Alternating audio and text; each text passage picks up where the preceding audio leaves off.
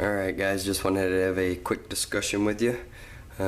Somewhat of a, not necessarily a gear review, but more so just in my opinion. Alright, so what is it that makes up a good bushcraft survival knife? And I say that with survival is because a lot of times those two words get interchanged, but in reality we're just practicing woodsman skills, and we're not really, they'll help us in a survival situation, but very rarely do we find ourselves in those situations. So, in my opinion, I'm sure I'll catch some flack for that. So if you could take a look here at these knives, the majority have similar attributes. So I'm just going to show you a couple of them, and we'll talk about some of the pros and cons. This one here is just a Winchester. It's a full ting, and it is stainless steel. Pro, going to hold its edge pretty good, and it's not going to get rusted up or anything like that. It is full ting, so you can baton it if you had to. It does have this finger guard to keep you from getting cut while you're using the blade. Downfall is it has this stainless steel coatings also on the back. It doesn't throw sparks on a ferro rod that well at all.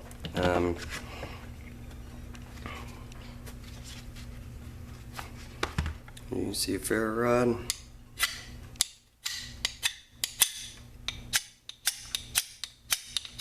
Nothing. Okay, and the sheath, nylon sheath with a plastic insert, the back came off of it, and I redone the back.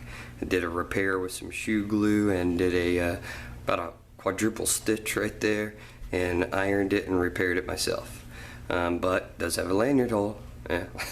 So there we go, that knife. We'll go with the Mora clipper. This is one of their earlier styles. I got it in a pack off of Amazon with the Baco Laplander, and they did the Baco branded, as you can see right there. It says Baco on the blade. So again, this is a stainless steel version. Has wonderful grip, feels great in the handle. Some type of plastic sheath works perfect. I just added duct tape around it as an extra something to start fire if I ever needed it. But first thing I did when I purchased this was I grinded that spine to a 90-degree spine so it can process, and so we can also get some sparks. Either way. There you go. So it'll throw some sparks. I think when I got these two in a deal, pretty much got the knife for about $4. So there's that one. This is a kitchen knife. And I just customized the blade on my grinder. It did come straight up from here, rounded out to like a maul, not necessarily a maul, kind of like a cleaver. And so I grinded that out, and this one gets razor sharp, pretty thin on the blade, but I used this for quite a while. I got the divot in it that I drilled in for a bow drill set, and I made a sheath for it out of a piece of PVC pipe that I heated up. You can see where I've clamped it with vice grips to make it fit real tight around the grip of it. Downfall to this one is that it really starts to hurt the hand when you use it a lot for camp tasks. That handle, as you can see, is just a block of plastic, and it is not that comfortable on the fingers, and your hands really start to hurt.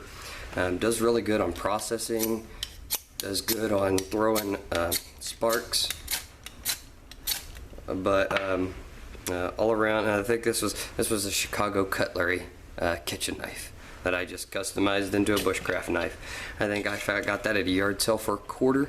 Did the work myself with scrap PVC, so I got $1 and some time invested into that one.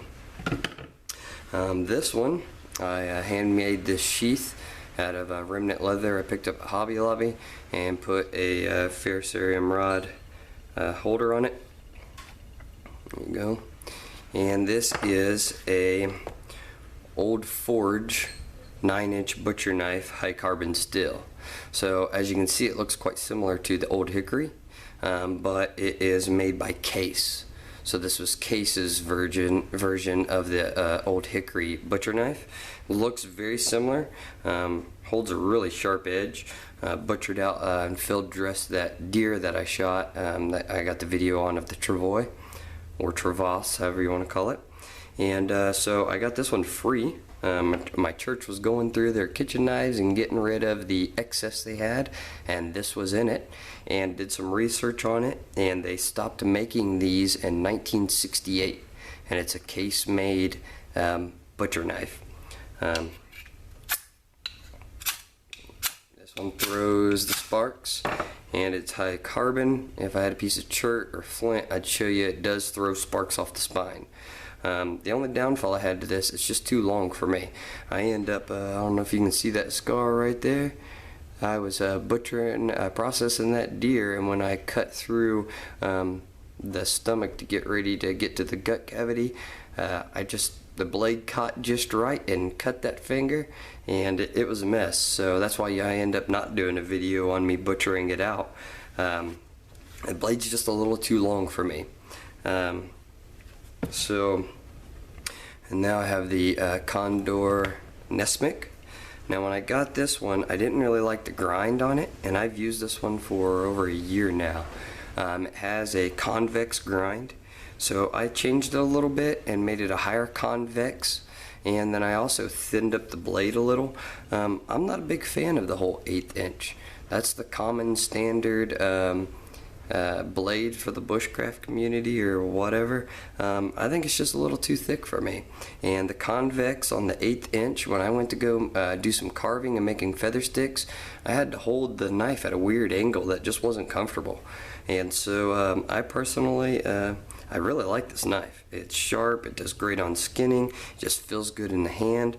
The sheath is awesome, and 35 bucks, you can't beat it. And it makes a great bushcraft knife. It was just awkward at first. Now when I was first getting into this, you know how popular Bear Grylls was, so I got his survival knife, and when I got it, it was about 60 bucks.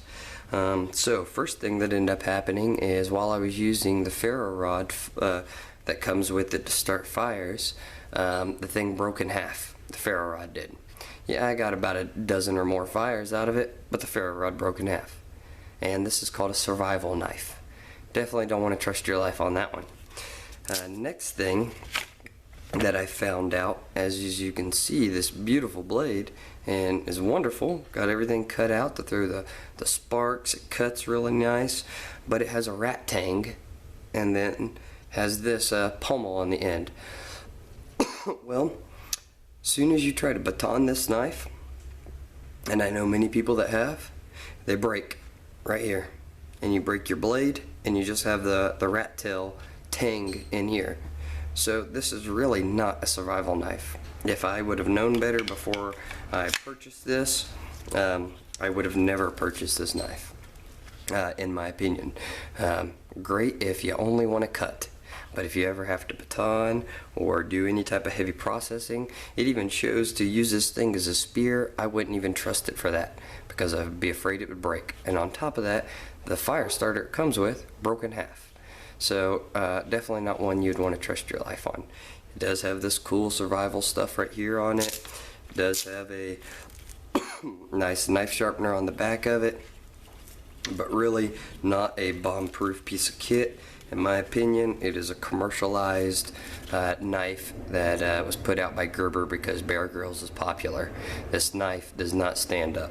So sorry if you bought this knife already or if you love that knife.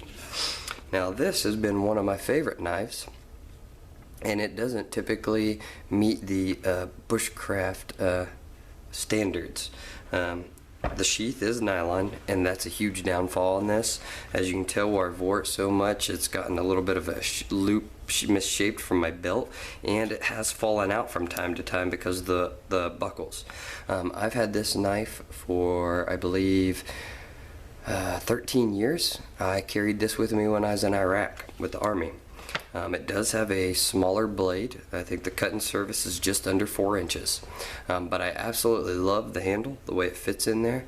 I love the way it has that little notch right there where you can put the thumb to get more control of what you're carving. And the blade, the drop point is perfect. I just really like it. I do not know what the grind is on it, but it stays sharp and it does a good job at it. This is a stainless steel, like a 440A. Stainless steel, and what I also did was I grinded the back of the spine because of that coating. It has like a high carbon titanium coating. I grinded the back of that spine so it would throw sparks as well. It is smaller. I believe it is like the 3/32, and I really like that. It works really well for me, and I've batoned and everything else with it. It works perfect. So I just recently got this yesterday from a friend of mine, and it is the Old Timer Copperhead series, and it is the fixed blade. Pros and cons that I've seen about it was that it's a nylon sheath, and it has this really thin, flimsy nylon sewed to the back of it. But I added this piece of leather you can see here. I crazy glued it to the nylon, and then I stitched it through the nylon seam so it can hold the ferro rod. And this is the El Cheapo $5 ferro rod. It can hold that ferro rod just perfectly. So I added that on there. And again, the nylon button, nylon with the button. Also, it's the sheath goes partially up the handle, which is kind of cool. That's going to help it from falling out. And you can see it is very similar to my old favorite knife from Gerber. The blade on this one is a little over 3.5 inches on the actual cutting surface. It starts out at the 1/8 inch, but then it tapers down to much finer, so it's thicker, full tang handle. Again, this is 440A stainless steel with the titanium high carbon coating, but I grinded with a 90-degree spine on the back of it so we can throw sparks with the ferro rod, and so that it can process material. It has a rubberized, supposed to look like snake scales on the handle, and it feels really good. It has this to stop your finger from sliding up, getting cut on the blade.